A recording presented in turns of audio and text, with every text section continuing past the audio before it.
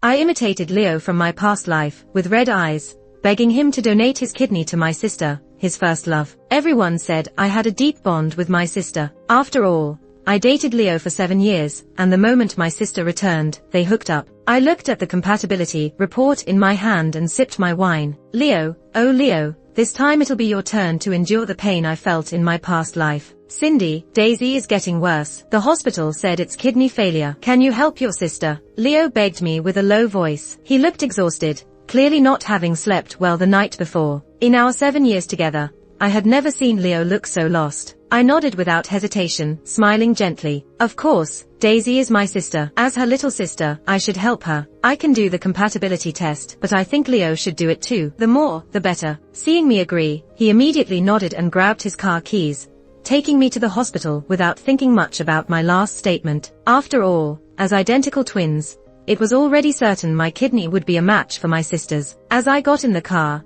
a voice echoed in my mind. System initiating. Successful startup. Gene modification successful. Wishing the host all the best. The cold mechanical voice of the system felt oddly comforting. The show was about to start. I slowly curled my lips into a smile. In the 7 years Leo and I dated, he truly seemed like the perfect boyfriend in our friends' eyes, always caring for me. We met in high school and broke up after college. The reason for our breakup: I accidentally caught him with my sister while out for a walk. He stared at Daisy, completely ignoring me by his side. Feeling uneasy, I kept questioning him for days. Finally, Leo couldn't bear it anymore and confessed the truth. I was just a stand-in. The one he truly loved was my sister. Daisy and Leo went to the same middle school, while I attended a better one due to my grades. They were involved in a puppy love, with Daisy keeping it a secret even from me to avoid parental scolding. In high school, Daisy and I attended the same school, but she left due to health reasons. Later, I met Leo. Leo pursued me aggressively from the first day. I thought he fell for me at first sight,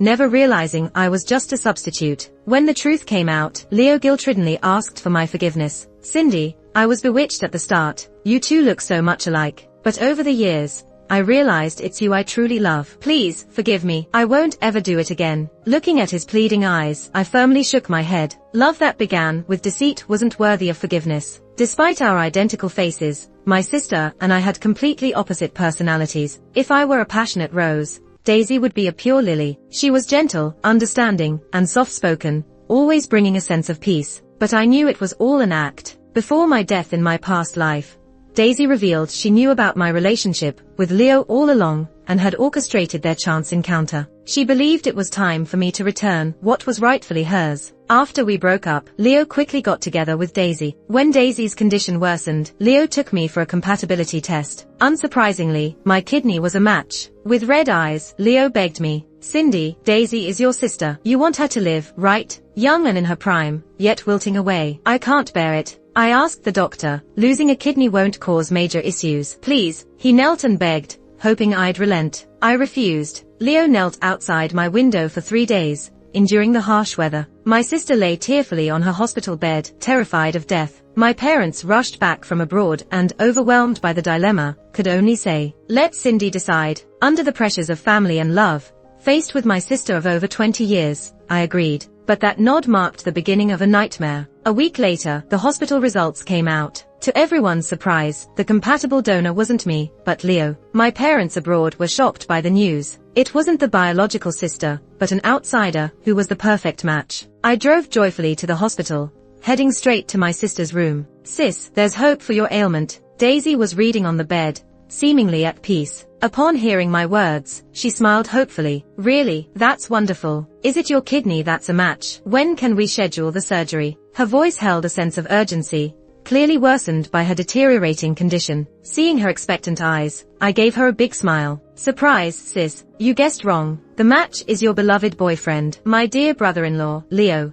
I clapped, catching the attention of the nurse. Right then, as if summoned, Leo walked in to see Daisy. Unlike my excitement, Leo looked troubled and gloomy. At my words, Daisy's face instantly froze. She quickly looked to Leo for a different answer, but to her disappointment, Leo nodded gravely. I looked at Leo and asked earnestly, Leo, you'll treat my sister, right? With my sincere gaze, Leo uncharacteristically fell silent. Daisy, pale-faced, shook her head. No, Leo, I don't want your kidney. Really? So it's okay to want mine then? They gazed deeply into each other's eyes. The atmosphere in the hospital room was good, but I wasn't happy. Nonsense. How can you not treat a disease? Leo, don't listen to her. Losing one kidney won't harm you. My sister's so young. Leo, you don't want someone like her to die, right? Leo, it's just one kidney for you, but it's my sister's life. Covering my face, I burst into tears, doing a complete 180. Leo was stunned, and Daisy seemed a bit swayed by my words. Come on, what are you hesitating for? I let a fake tear of sorrow fall. Leo, what's more important than my sister's life? I took Leo's hand and Daisy's hand, placing them together,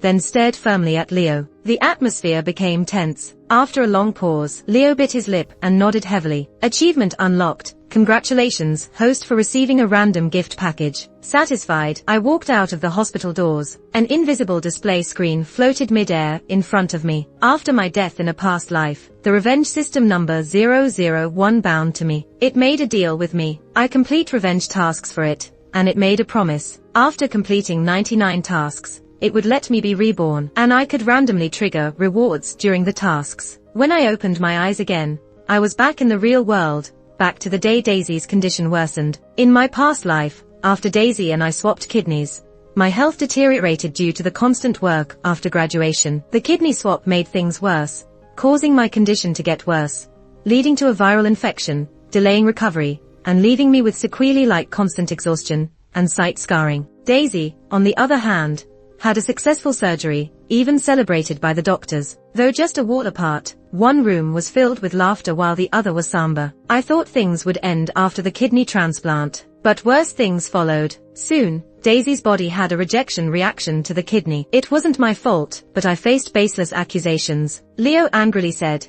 Cindy, Daisy's condition worsened again because of rejection. I told you not to drink and stay up late all the time. Now look, are you happy? From her bed, Daisy weakly looked at me, her eyes full of accusations. Even my former friends sided with Daisy, looking at her with pity. I couldn't believe it, and Leo's words made any remaining affection I had for him disappear. They were the ones who asked for my kidney, and now they were blaming me. All benefits went to them, and besides my parents, no one cared about my well-being. It rained heavily outside the window, mirroring my mood. Later, Daisy got more ill. Long-term treatment required a lot of blood. With my blood type matching hers, Daisy kept taking my blood, using my life to save hers. This led to various complications for me. I couldn't get out of bed anymore. So, when I passed away, at 32 due to deteriorating health, I agreed to number 001's offer without hesitation. This was my first time getting a gift pack. It was a red-covered book. I smirked, flipping through it casually. To my surprise, it wasn't just a novel. It contained deep content. The title might seem frivolous,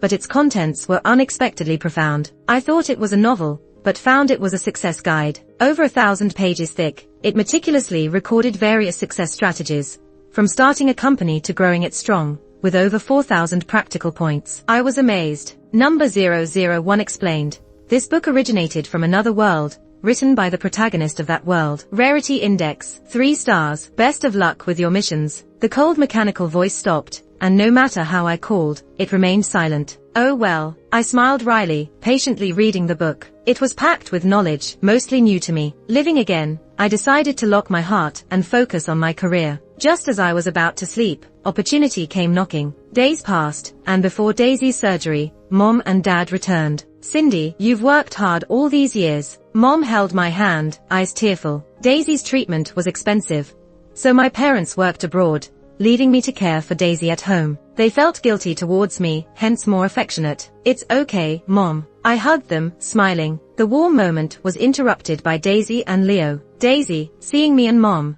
had a cold look on her face. Dad, is there really no other kidney? She asked, somewhat hopeful. I raised an eyebrow, not recalling her asking this in my past life. Leo looked pale and lethargic. He sighed unwillingly. Sure, it's only when the knife cuts that one feels the pain. Before my parents could reply, I shattered their hope. Sis, you know we've been searching for a kidney for a long time. We're out of options. I sighed dramatically, recalling all my past misfortunes to suppress my glee. Except for me, everyone in the room was heavy-hearted. Daisy cried painfully, as if heartbroken. She hadn't touched the food on the table. I secretly rolled my eyes. Unlike the last life, where hearing I was swapping kidneys made her finish 3 bowls of food. Still, I consoled her with fake concern. I have a friend who's a doctor. I'll ask him to keep an eye out. I wanted to see them go from hope to despair, just as I had. While waiting, I fervently built my company. My parents' business was in construction materials, but mine was unrelated. I wanted a lot of money, so I decided to jump straight into stock trading and investing. I also started a travel company. I don't have many hobbies. I just love traveling and having fun. Unfortunately, I died too early in my last life and spent most of my time bedridden, with no chance to get out. But it's okay. This time around, I'm going to enjoy life to the fullest and see the beautiful world for my dear sister and Leo. Thanks to that book, The Female CEO Goes Crazy, my investments and business ventures have been smooth sailing. Of course, Leo and the others haven't given up and keep asking about the kidney donor situation. Whenever Leo asks if I found a kidney, I always sigh regretfully and wave him away. Sorry, it's a no. Once, Leo even doubted me.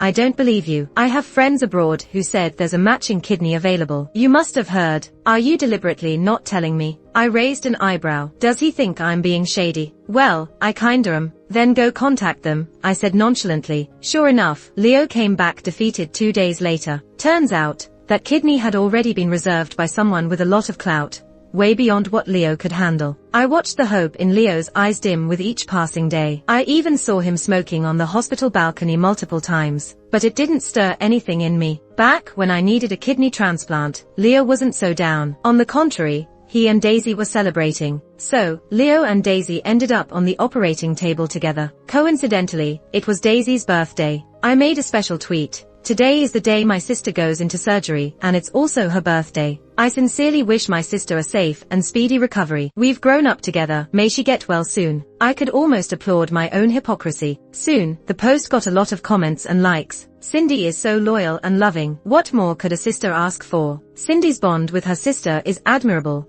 Hope Daisy recovers quickly. I sipped my red wine, a knowing smile on my face. When Daisy was wheeled out of the OR, the doctor looked very pleased. Clearly, the surgery was a success. My parents finally felt relieved to see Daisy safe, but they had to rush back abroad for work. Their company is busy. I totally get it. So, I took full responsibility for Daisy's post-op care. Holding Daisy's hand, I beamed with joy. Sis, you finally woke up. The surgery was a success. Don't worry. This scene was witnessed by friends who came to visit Daisy and Leo. Daisy looked confused at the ceiling for a while before finally speaking. Where's Leo? How is he? She asked weakly. Oh, right. Almost forgot. Smiling, I replied. Don't worry. Brother-in-law is fine. Leo should be lying miserably in another room right now. I almost wanted to pop open a bottle of wine to celebrate. Brother-in-law. A surprised voice echoed. I turned to see who spoke. It was Lily, a friend of Leo's. I had some impression of her. Her dad was one of my business partners. Cindy, what's this? Lily looked puzzled. Oh, right. You guys didn't know, did you? I smiled broadly and introduced them formally. This is my sister. Leo is now my brother-in-law. My words created a storm. They were all dumbfounded. Lily's eyes widened, disbelief written all over her face. You, him? How could your sister and Leo be together? They didn't know Daisy well, only visited because I was her sister. But they quickly learned. In just 5 minutes, I detailed Daisy and Leo's love story, painting it as tragically beautiful. Daisy's face turned paler until she just closed her eyes in mortification. So I chose to let them be together. Their love is so touching. Leo was even willing to donate a kidney for her. I spoke earnestly, pretending not to notice how shocking my words were. Even though I described their love story as beautifully tragic, it couldn't hide the weird truth beneath. A sister's boyfriend becoming the sister's partner. It's quite explosive no matter how you frame it. How could this happen? I thought Leo donated the kidney for you, Lily finally managed to say. Well, they had been moved by the idea that Leo loved Cindy so much he would donate a kidney for her sister. Turns out, Leo did it for Daisy. Looks like Leo had also wronged Cindy. What a messed up love triangle. Their admiration vanished. An awkward atmosphere filled the room whenever they looked at Daisy. I started dating Leo soon after. Daisy was still struggling. She looked pitiful, as if I had wronged her, but I had no intention of giving her any leeway. Yes, it was soon after. Leo was in love with her for years. They finally got together last month. My sister asked me to help them. How could I refuse? That did it. Everyone now looked at her differently. Daisy lay motionless in her bed, too embarrassed to lift her head. After a long silence, I finally broke it. Let's go. My sister needs rest. Let's visit Leo. I smiled. As we entered the next room, Leo was lying lifeless on his bed. I almost wanted to slap him awake, but there was no need. He woke up before I could. How's Daisy? Leo asked weakly, not even opening his eyes. But no one answered him. I looked around and saw their complex expressions, as if seeing Leo for the first time. Understandable. Leo used to be the picture of devotion. Now, in a way, he still is. Just not to me. I smiled indifferently. She's fine. The surgery went well. Right after that, Leo stared blankly at the ceiling, shakily reaching for his waist. My kidney, my kidney. His tone was so pitiful, it almost made me laugh. I nearly couldn't hold it in. Oh Leo, who would have thought you'd be in this situation? In the following days, Leo's parents visited multiple times. Honestly, Leo did a good job keeping it a secret. He didn't even tell his family about the surgery until it was over. So, they came straight to confront me. Your family has some nerve, making my son donate a kidney. Aren't you ashamed? Leo's mom raised a ruckus. Her shrill voice filled the hospital room. Leo's dad looked grim too, clearly not expecting his son to be so reckless for a woman. I quickly had the bodyguards hold them back. Stop, stop, stop. This was your son's decision. If you want to scold someone, aim at the right person. I distanced myself from the situation. It's hilarious, isn't it? Not my problem at all. Leo's mom glared at me like I was a cold-hearted witch. I know you don't like my son being with your sister, but there's no need to harm him. You are truly wicked. He was with you for so many years. Don't you have a conscience? She ranted, as if I forced Leo to donate his kidney, almost wanting to strangle me. I blinked. A conscience? Sorry, don't have one. Seeing my indifferent face, she lunged forward to slap me, but she failed. I had the bodyguards throw them out. The commotion ended quickly. Why? Because I paid good money for these bodyguards. They're not just for show. They couldn't get near me for days.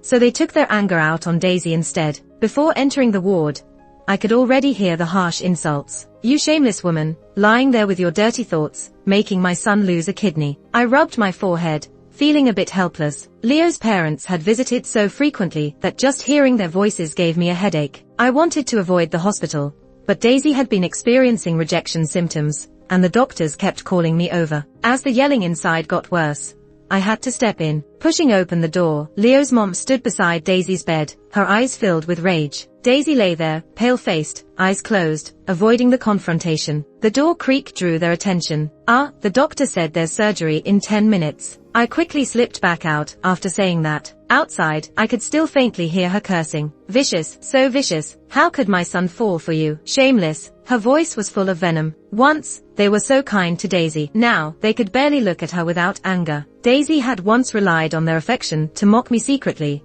only to act the victim and turn Leo against me. That was her usual trick. I chuckled. Her lover's family had turned against her. She must really feel wronged this time. But what did that have to do with me? My company was booming after months of investment and learning. My bank account was growing, and I had turned from a rich girl to a filthy rich girl. Meanwhile, Daisy's life was getting harder. Although the kidney saved her life, she faced many side effects and complications. Leo's parents made a daily spectacle of Daisy at the hospital until Leo could walk again. As Daisy struggled in bed, I enjoyed the nightlife in bars. I hired 10 male models at once. I've got money, bring me 10 more. I heard Leo's health had declined. The once agile basketball champ now carried a thermos and barely exercised. I knew all about it. It was the same suffering I once endured. These days, I visited all the places I had longed to go. In college, I was always busy, giving up my chance to study abroad to take care of Daisy. I spent every day with Leo, who always claimed to be too busy to go out, while I foolishly stayed by his side. Now, I'd love to give that old Cindy a slap, but it's all good now. No work, no staying home all day. I started sleeping early, exercising, and living a healthy life. Forget about men. When I returned from another trip, I received a text from Leo. Daisy is in serious condition. She needs a lot of blood. The once arrogant voice now sounded exhausted. Hearing that, despite staying up climbing mountains last night, I immediately jumped up. Finally, Leo, your karma has arrived. Entering the hospital, I found Leo slumped in a chair. His hands were clasped together, looking utterly defeated. Seeing me approach, he stood up eagerly. Daisy's not doing well. She needs you. Leo instinctively reached for my arm, but was blocked by my bodyguard. Staring at the tall, strong bodyguard beside me, Leo was shocked. Who are you? The bodyguard ignored him, standing firm. I cleared my throat. He's my bodyguard. Leo was baffled. Well, he had been bedridden for 2 months. It's normal he didn't know. You?